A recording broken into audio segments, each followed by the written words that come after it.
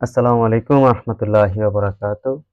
সকল প্রশংসা বিশ্বজগতের রব আল্লাহর জন্য। আল্লাহ তার বান্দা রাসূল তার সৃষ্টিকুলের সর্বশ্রেষ্ঠ সর্বোৎকৃষ্ট মানব আমাদের নেতা ইমাম মুহাম্মদ সাল্লাল্লাহু আলাইহি সাল্লাম, তার পরিবার পরিজন সাহাবীগণ যারা তাদেরকে ভালোবাসেন তাদের সবার উপর রহমত শান্তি ও বরকত নাজিল করুন। আলহামদুলিল্লাহ, আমরা একটি সংক্ষিপ্ত আলোচনা করব, যা আমি আপনাদের সামনে চিন্তা ভাবনাকে আলোকিত কিংবা আলোকিতকরণ, বাস্তবতাকে স্পষ্টকরণ এবং আল্লাহ তার বান্দাদের নসিহত স্বরূপ আমার উপর বর্ণিত তার ব্যাপারে আলোচনা সংক্রান্ত দায়িত্ব আদায় করার উদ্দেশ্যে পেশ করছি। এই আলোচনাটির হবে মোহাম্মদ বিন আব্দুল ওহাব নাজেদ কিংবা নাজদি তার জীবনী ও দাওয়াত নিয়ে।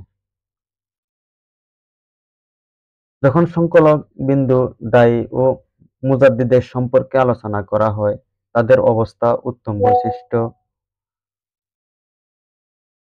মহৎ কর্মসমূহের আলোচনা করা হয় এবং তাদের জীবন রচিত বিশ্লেষণ করা হয়, যা তাদের ইখলাসের প্রতি আর তাদের দাওয়া ও সংস্কারের সত্যতার প্রতি ইঙ্গিত করা হয়।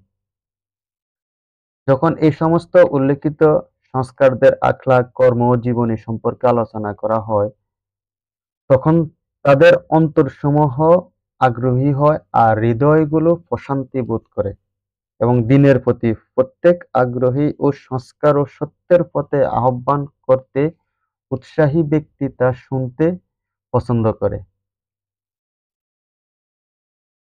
মহান সংস্কারক ও আত্মমর্যাদা সম্পন্ন দায়ী সম্পর্কে বর্ণনা করার ইচ্ছা আজকে আমাদের এই আলোচনা।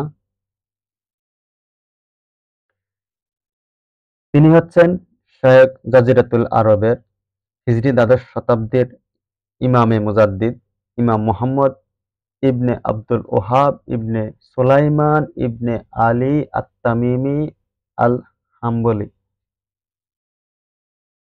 মানুষ এই ইমামকে জানতে পেরেছে, মানে মানুষ এই ইমাম সম্পর্কে জানতে পারছে বিশেষত তার আলিমগণ, নেতৃবৃন্দ ও গণ্যমান্য ব্যক্তিবর্গ জাজিরাতুল আরব ও এর বাইরে। মানুষেরা তার ব্যাপারে সংক্ষিপ্ত ও বিস্তৃত অসংখ্য লেখালেখি করেছেন। অনেক মানুষই তার ব্যাপারে একক বই রচনা করেছেন।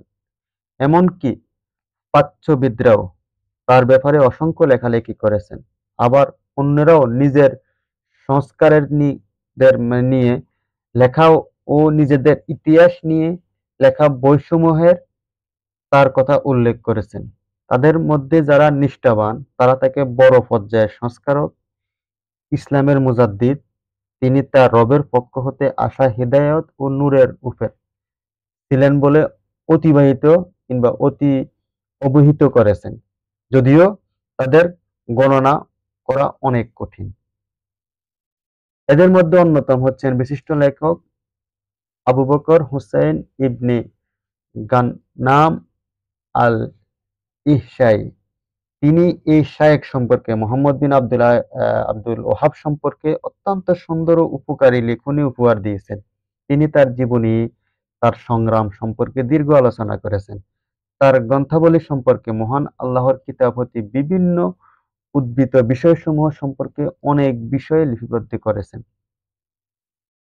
তাদের মধ্যে যারা হলেন, আরো আছেন শায়খ উসমান ইবনে বিশর, যিনি তার কিতাব উনওয়ানুল মাজাদ মাজাদ বা মর্যাদার ঠিকানা নামক কিতাবে শায়খ মুহাম্মদ বিন আব্দুল ওহাব তার দাওয়া এবং জীবনের ইতিহাস, যুদ্ধ সংগ্রাম সম্পর্কে আলোচনা করেছেন। আর তাদের মধ্যে জাজিরাতুল আরবের বাইরে রয়েছেন ডক্টর আহমদ আমিন। তিনি তার জুমা-উল ইসলাহ অর্থাৎ সংস্কারের নেতৃবৃন্দ গ্রন্থে তার ব্যাপারে লিখেছেন এবং ইনসাফ করেছেন। তাদের মধ্যে আরো রয়েছেন সম্মানিত শায়েখ মাসুদ নদভী। তিনি তার সম্পর্কে লিখেছেন এবং তাতে মজমুল সংস্কার হিসাবে অভিহিত করেছেন। তিনি তার জীবনী সম্পর্কে উত্তম আলোচনা করেছেন। তার সম্পর্কে আরো অনেকেই লিখেছেন। তাদের মধ্যে রয়েছে সম্মানিত শায়খ আমির মুহাম্মদ ইবনে ইসমাইল আশ-শানআনী। তিনি তার সমসাময়িক ছিলেন এবং তার দাওয়াহ উপরে ছিলেন। যখন তার কাছে শায়খের দাওয়াত পৌঁছল, তখন তিনি আনন্দিত হয়েছেন এবং আল্লাহর শুকরিয়া আদায় করেছিলেন। অনুরূপভাবে তার সম্পর্কে আরো আলোচনা করেছেন সম্মানিত আল্লামা শায়খ মুহাম্মদ ইবনে আলী আশ-শাওকানী, যিনি নাইলুল আওতার নামক গ্রন্থে লেখক। তার কিতাব হচ্ছে নাইলুল আওতার। তিনি তার ব্যাপারে অত্যন্ত দুঃখ প্রকাশ করেছেন। এছাড়াও আরো অনেকেই তার সম্পর্কে লিখেছেন, যা পাঠক সমাজ কিংবা আলেম সমাজ এ সম্পর্কে অবগত। অধিকাংশ মানুষের কাছে এই ব্যক্তির মুহাম্মদ বিন আব্দুল ওহাবের অবস্থা, জীবন বৃত্তান্ত ও দাওয়া সম্পর্কে অস্পষ্ট থাকার কারণে আমরা তার উত্তম জীবন চরিত্র, উৎকৃষ্ট দাওয়া এবং সত্য জিহাদ সম্পর্কে বর্ণনা করার ব্যাপারে ইনশাআল্লাহ ভূমিকা রাখব। আর আমরা এই ইমাম সম্পর্কে যা জানি তার স্বল্প পরিসরে ব্যাখ্যা করব, যেন এই ব্যক্তির অবস্থায় এবং দাওয়াতে এবং তিনি যার উপর ছিলেন তার ব্যাপারে যার ভিতর সামান্য অস্পষ্টতা রয়েছে অথবা সন্দেহ রয়েছে, সে যেন তার ব্যাপারে সঠিক জ্ঞান অর্জন করতে পারেন। এই ইমামের জন্ম, মুহাম্মদ বিন আব্দুল ওহাবের জন্ম 1115 হিজরি সালে। আর এটাই তার জন্মের ব্যাপারে প্রসিদ্ধ কথা, এবং বলা হয় যে তার জন্ম হয়েছিল 1111 হিজরিতে, কিন্তু প্রসিদ্ধ কথা হলো তিনি জন্মগ্রহণ করেছিলেন 1115 হিজরিতে। সর্বোত্তম রহমত ও পরিপূর্ণ অভিবাদন তার অধিকারী,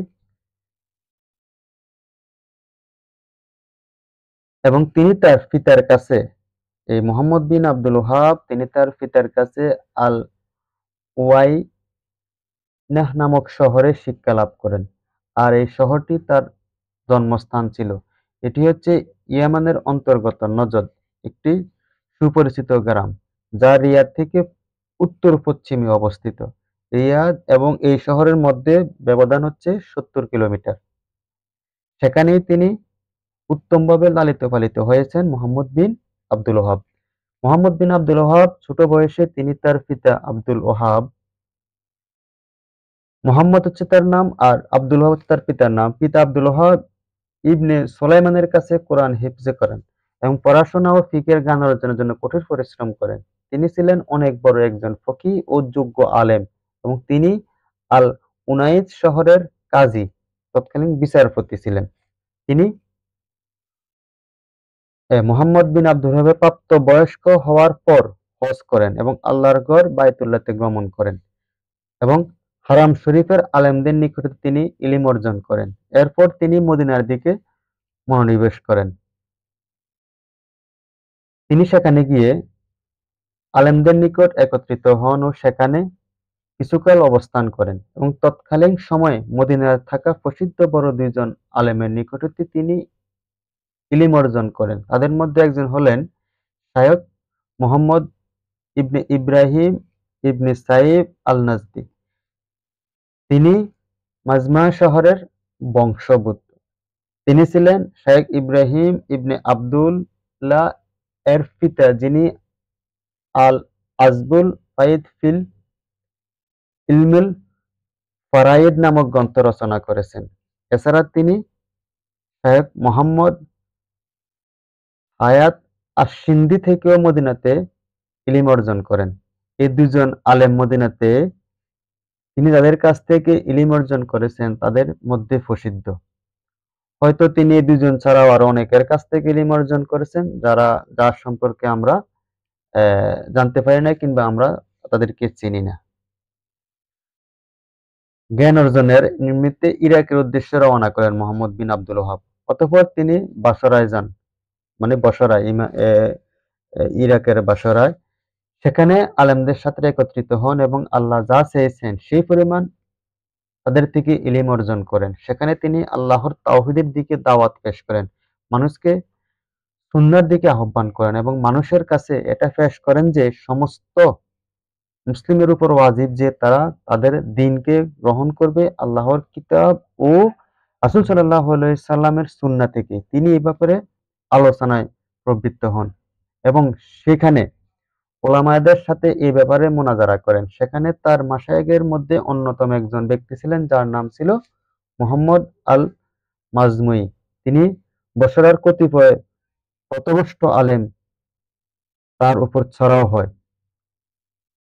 আর তখন তার উপরে এবং তার উক্ত শায়েখের উপরে বেশ কিছু কষ্ট অত্যাচার নেমে আসে। আর এই কারণে তিনি সেখান থেকে বের হয়ে যান এবং তার নিয়তের মধ্যে ছিল যে তিনি সিরিয়াতে যাবেন। কিন্তু যথেষ্ট পরিমাণ পথেও না থাকার কারণে তিনি সেখান যেতে সক্ষম হননি। তাই তিনি বসরা হতে জুবাইর নামক স্থানের উদ্দেশ্যে রওনা হন এবং পরবর্তীতে জুবাইর থেকে তিনি ইহসার দিকে মনোনিবেশ করেন এবং সেখানে আলেমদের সাথে একত্রিত হন। তাদের সাথে দ্বীনের অনেক মৌলিক বিষয়ে আলোচনা করেন। এরপর তিনি হুরায়মিলা নামক শহরের দিকে গমন করেন।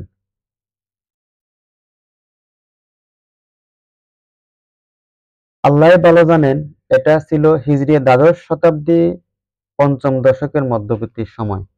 কেননা তার পিতা আল ওয়াইনা শহরের কাজী ছিলেন। সেখানে তার মধ্যে এবং সেখানকার আমিরের মধ্যে দ্বন্দ্ব সৃষ্টি হয়। তখন তিনি সেখান থেকে হুরায়মিলাতে গমন করেন ১১৩৯ হিজরি সালে। শেখ মোহাম্মদ বিন আব্দুল ওহাবের পিতা ১১৩৯ হিজরিতে হুরায়মিলাতে গমন করার পরে তিনি তার পিতার কাছে গমন করেন। সুতরাং তার হুরায়মিলা শহরে আগমন ঘটে ১১৪০ হিজরি সালে, অর্থাৎ এর পরবর্তী সময়। তিনি সেখানে বসবাস করতে থাকেন এবং তিনি সেখানে ইলম ও তালিমের দাওয়াতি কাজে মশগুল হয়ে পড়েন যতদিন না ১৫৩ হিজরি সালে তার পিতা মারা যান। এরপর হুরায়মিলা শহরে কিছু লোকের কাছ থেকে তিনি কষ্টের সম্মুখীন হন। কিছু নির্বোধ লোকেরা তাকে গুপ্ত হত্যার ষড়যন্ত্র করে। বলা হয়ে থাকে যে কতিপয় লোক তার উপরে চড়াও হয় এবং তাদের ব্যাপারে অন্যান্য মানুষ জেনে গেলে তারা সেখান থেকে পালিয়ে যায়। এই ঘটনার পর শাইখ রহমুল্লাহ আল উজাইনা শহরের দিকে পুনরায় গমন করেন। এই সকল নির্বোধ লোকেরা তার উপর রাগান্বিত হওয়ার অনেকগুলো কারণ ছিল। তার মধ্যে রয়েছে তিনি সৎ কাজের আদেশ করতেন এবং অসৎ কাজের নিষেধ করতেন। তিনি আমিরদেরকে মানে তৎকালীন জমানার বিচারপতি কিংবা আমিরদেরকে এমন অপরাধীদের শাস্তির ব্যাপারে উৎসাহ দিতেন যারা মানুষের জানমাল নষ্ট করে এবং তাদেরকে কষ্ট দেওয়ার ব্যাপারে সীমা অতিক্রম করে। এই সকল নির্বোধেরা হচ্ছেন যাদেরকে সেখানে আবিদ বা দাস বলা হতো। যখন তারা জানতে পারল যে শায়খ তাদের বিদ্বেষী এবং তিনি তাদের কার্যক্রম সম্পর্কে সন্তুষ্টি নন এবং তিনি আমিরদেরকে তাদের শাস্তি এবং তাদের মন্দ কাজের জন্য দণ্ড প্রদানের জন্য উৎসাহ প্রদান করেন, তখন এই সমস্ত লোকেরা তাকে গোপনে হত্যা করার সিদ্ধান্ত নেয়। আল্লাহ সুবহানাহু ওয়া তাআলা তাকে রক্ষা করেন এবং নিরাপত্তা দেন। এরপর তিনি আল উজাইনা শহরে আমিরের কাছে গমন করেন। তখন সেখানে উসমান ইবনে নাসির ইবনে মামার নামক প্রশাসক ছিলেন। তিনি তার কাছে অবতরণ করেন এবং আমির তাকে স্বাগতম জানান। আমির তাকে বলেন, আমি আল্লাহর পথে দাওয়াত দিন, মানে আপনি আল্লাহর পথে দাওয়াত দিন, আমরা আপনার সাথে আছি এবং আপনার সহযোগী। তিনি তার ব্যাপারে উত্তম আচরণ ও ভালোবাসা প্রকাশ করেন। তার কার্যক্রমের সাথে একাত্মতা প্রকাশ করেন কিংবা ঘোষণা করেন। অতঃপর শায়খ সেখানে দ্বীন ইলম শিক্ষা, পথ প্রদর্শন, আল্লাহর দিকে মানুষকে দাওয়াত দেওয়া, মানুষকে কল্যাণমুখী করতে, নারী পুরুষ সবাইকে আল্লাহর জন্য মহব্বত করার জন্য মশগুল হন। এই সমস্ত কাজে তিনি মশগুল হন। আর তার এই কর্মকাণ্ড আল ওয়াইনা শহরের বেশ প্রসিদ্ধতা লাভ করে এবং তার সুনাম ছড়িয়ে পড়ে। আশেপাশের গ্রামসমূহ হতে তার কাছে মানুষ আসতে শুরু করে। একদিন শায়খ আমির ওসমানকে বললেন, আমাদের যায়েদ ইবনে খাত্তাব রাদিয়াল্লাহু আনহুর কবরের উপরে নির্মিত গম্বুজটি ধ্বংস করার অনুমতি দিন। কেননা তা প্রতিষ্ঠিত করা হয়েছে হেদায়েত বহির্ভূত পন্থায়। আর নিশ্চয়ই আল্লাহ তাআলা এই কর্মের ব্যাপারে সন্তুষ্ট নন। তাছাড়া রাসূল সাল্লাল্লাহু আলাইহি ওয়াসাল্লাম কবরের উপর স্থাপনা নির্মাণে নিষেধ করেছেন এবং কবরের উপর মসজিদ নির্মাণ করতেও নিষেধ করেছেন। আর এই গম্বুজ মানুষকে ফিতনাতে নিপতিত করেছে এবং আকীদাকে পরিবর্তন করে দিয়েছে। আর এর মাধ্যমে শিরিক হচ্ছে। সুতরাং তা ধ্বংস করা আবশ্যক। তখন আমির তাকে বললেন, এই ব্যাপারে কোনো বাধা নেই। তখন শায়খ বললেন, আমি আশঙ্কা করেছি জুবাইলের অধিবাসীরা বিদ্রোহ করতে পারে। জুবাইলে হচ্ছে উক্ত কবরের কাছাকাছি একটি গ্রাম। তখন ওসমান তার সঙ্গে ৬০০ সশস্ত্র যোদ্ধা সহকারে গম্বুজটি ধ্বংস করতে হলেন। মানে বের করতে গম্বুজটি বের করতে রওনা হলেন এবং তাদের সাথে শায়খ রহিমুল্লাহ আলাইহিস ছিলেন। যখন তারা গম্বুজটির কাছাকাছি উপনীত হলেন, তখন জুবাইলের অধিবাসীরা এই ব্যাপারে শুধুমাত্র বের হয়ে আসলো যেন তারা একটিও রক্ষা করতে পারে এবং গম্বুজটি সংস্কার করতে পারে। কিন্তু তারা যখন আমির ওসমানকে তার সাথে যারা রয়েছিল তাদেরকে দেখলেন, তখন তারা তা থেকে বিরত থাকলো এবং সেখান থেকে ফিরে গেল। এরপর শায়খ সেটিকে সরাসরি ধ্বংস করেন এবং সেখান থেকে নিচ্ছিন্ন করে দেন। সুতরাং আল্লাহ তাআলা তার হাত দিয়ে উক্ত কবরটিকে ধ্বংস করে দেন। আল্লাহ তার উপর রহমত করুন। আমরা শায়খের উত্থানের আগে নজদের অবস্থা সম্পর্কে এবং শায়খের আসার আগে দাওয়াতের ব্যাপারে কিছুটা বিষয় উল্লেখ করব এখন। শায়খ আসার আগে এবং পরের কাহিনীটি ইনশাআল্লাহ আমরা উল্লেখ করব এখন।